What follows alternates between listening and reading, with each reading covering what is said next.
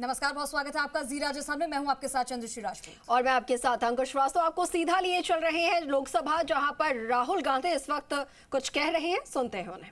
That the people in the opposition have, and that is why we are asking some very simple questions to Honorable Minister. Number one, as this is a systemic issue, what exactly are you doing to fix this issue at a systemic level? Yes. That's the first question. Okay, question में चल रहा है अभी। Please. अब मैं मंत्री जी, मैं एक बार बोल दूं इस बात पे। चलो मंत्री जी, आप शॉर्ट में जवाब दो, फिर मैं बोल ही देता हूं। आज आप शॉर्ट में जवाब देना प्लीज। अध्यक्ष महोदय, मेरे जो शिक्षा है, मेरे जो संस्कार है, मेरे जो सामाजिक जीवन है, मेरे को मेरे राज्य की, मेरे सूबे की जनता की स्वीकृति मिली है। मैं किसी की, मेरे बौद्धिक और मेरे संस्कार की सर्टिफिकेट मेरे को सारी सदन में किसी से नहीं चाहिए। देश की प्रजातंत्र में चुन के मेरे नेता प्रधानमंत्री मोदी जी को प्रधानमंत्री की भूमिका दिया है। मैं उनकी निर्णय से यहाँ उत्तर दे रहा हूँ सदन को। बाकी ये कहना चिल्लाने से सच झूठ नहीं हो जाएगा साहब।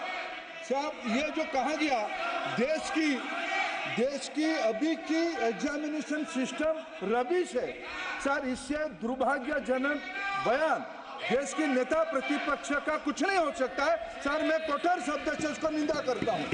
बाकी रहा, मैं सर आपके सामने, आपके माध्यम से देश के सामने सर एक तथ्य रखता हूं सर। जिन्होंने रिमोट से सरकारें चलाई है, 2010 में 3 बिल आया था सर शिक्षा सुधार के लिए।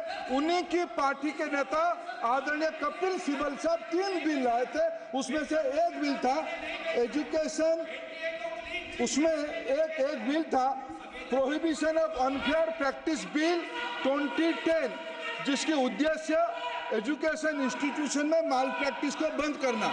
सर मेरे सरकार की हिम्मत है, अभी हमने पब्लिक एग्जामिनेशन की रेगुलरिटीज में बिल लाए, कानून बनाए। क्या मजबूरी था कांग्रेस पार्टी की, क्या मजबूरी था नेता प्रतिपक्ष की? उन्होंने उस बिल को उल्टा किया, किसके दबाव में उल्टा किया? क्या निजी मेडिकल कॉलेज की दबाव में, उनकी घूसखोरी की दबाव में उन्होंने उस बिल को उल्टा किया था? सच सुनने की सामने है ये। मैं किसी की विद्वता में प्रश्न नहीं उठाता हूं, लेकिन सच 2010 में शिक्षा सुधार की बिल उन्हीं की सरकार ने लाया था, दबाव में उन्होंने उल्टा किया। ये हमको प्रश्न पूछते हैं। एक मिनट प्लीज। मैं सबको मौका दिया, सबको मौका दूंगा। एक मिनट माननीय सदस्य, प्लीज 1 मिनट बैठिए। प्लीज बैठिए। आप पहली बार, हाँ 1 minute.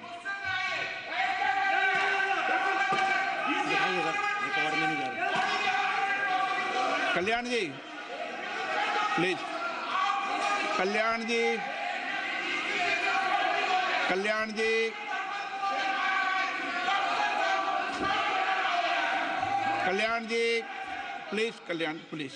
Please 1 minute please. 1 minute सबको मौका दूंगा। 1 मिनट प्लीज, 1 मिनट। माननीय सदस्यगण, विषय महत्वपूर्ण था, मैंने सबको अलाउ किया,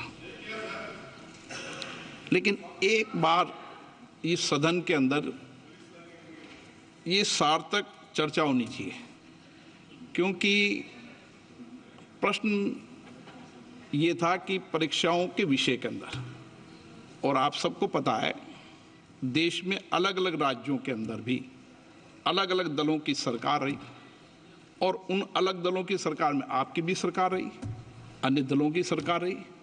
वहाँ भी कई बार प्रश्न लीक हुए, प्रश्न पत्र लीक हुए और परीक्षाओं पर प्रश्न उठे। मेरे सवाल, 1 मिनट मैं बता रहा हूँ जिसको, आप पूरी बात सुनिए मेरी। मेरा कहना ये है कि हम और उन 1 मिनट प्लीज बैठिए, 1 मिनट नीट नहीं सारी। हमारा सवाल ये है कि हम यहाँ इसलिए चिंता के लिए बैठे हैं कि भविष्य में हमारे विद्यार्थियों के भविष्य पर कोई विषय न उठे, इसलिए किस तरीके का मैकेनिज्म डेवलप करें, परीक्षाओं का क्या बेहतर सिस्टम डेवलप करें, इसमें सबके सुझाव आए ताकि भविष्य के अंदर, और उसके लिए जो उत्तम सुझाव हो सकते हैं सरकार भी उस उत्तम सुझावों को मानेगी। एक मिनट, लेकिन हम अगर सारे परीक्षाओं पर सवाल उठाएंगे तो कई राज्यों में कई दलों की सरकार है जो परीक्षाएं आयोजित करती रहती है। हम सारी परीक्षाओं पर सवाल उठाएंगे तो जो बच्चे उत्तीर्ण होते हैं उनके भविष्य पर और भारत की परीक्षाओं पर, भारत की शिक्षण व्यवस्थाओं पर पूरे विश्व में एक बहुत गंभीर असर पड़ेगा, जो सदन की चिंता का विषय है। और इसके लिए सभी राज्यों ने अपने अपने यहाँ कानून बनाए, संसद ने भी कानून बनाए। कानून बनाने के अलावा इस विषय के अंदर एजेंसी जांच कर रही है, कोर्ट निगरानी कर रही है। हमारा सवाल ये होना चाहिए कि हम कैसे सकारात्मक रूप से सुझाव देकर इस सिस्टम को और बेहतर कर सकते हैं, ये होना चाहिए। आरोप प्रत्यारोप से सदन नहीं है।